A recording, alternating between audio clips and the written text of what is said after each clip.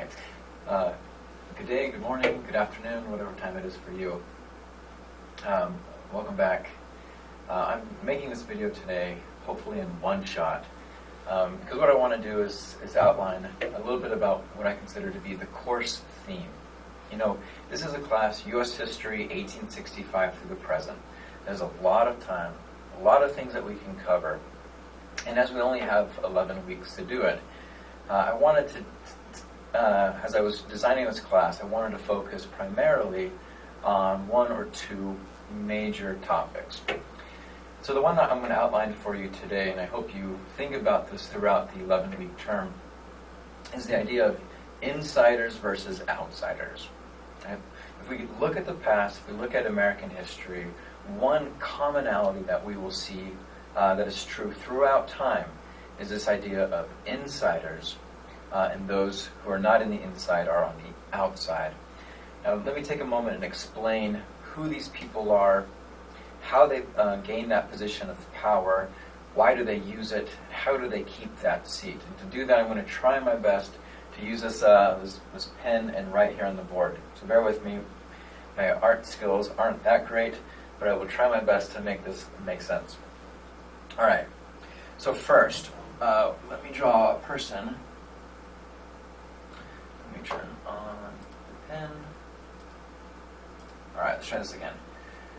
All right, drawing a person.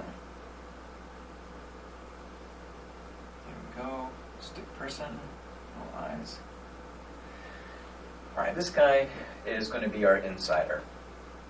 Now, throughout history, insiders, people in positions of power, have largely been defined using an acronym that you probably have heard of before called WASP.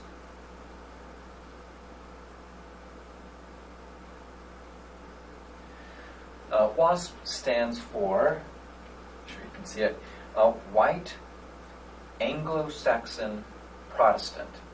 In other words, and since the founding of our country, those people in power have largely been those who are categorized as being white, Anglo-Saxon, meaning they come from European ancestry, and religiously they are Protestant. Now there are always exceptions to this, but in general, this is a way of thinking about the past. Now these insiders, once they got positions of power, tried to keep that position of power. So what I'm going to do is draw this. All right. This is like a big sphere. Yeah. And they find themselves in this position of power. Good. So those who are white, Anglo-Saxon, Protestant are also within that boundary, and those who are not. So anyone who is not white, who is not Anglo-Saxon, who is not Protestant, found themselves outside of that circle.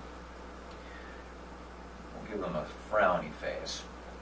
Now these people, these non-WASPs, wanted to be part of the insider group.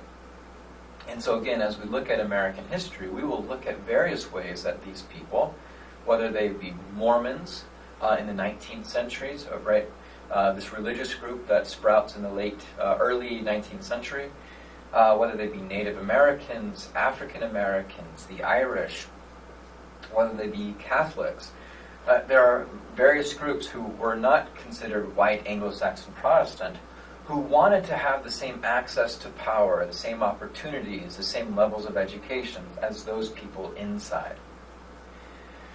So they would fight to get in. Let me in, let me in.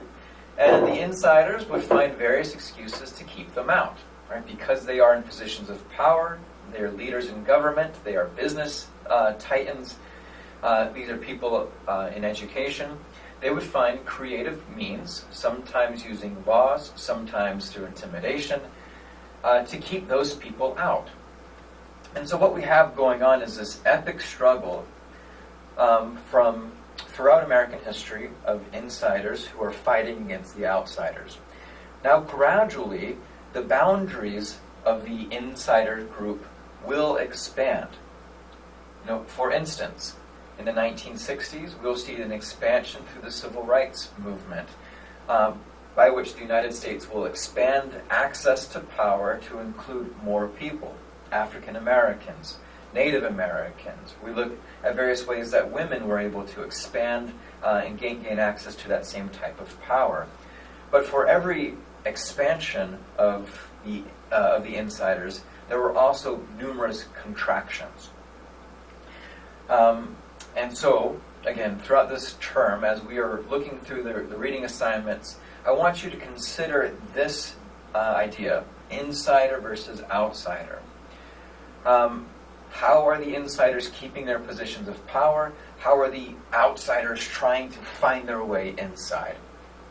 All right, I think that should be a helpful way of thinking about these topics, especially when we get into the more delicate issues, such as the history of sexuality, when we look at race relations, as we will be these first few weeks.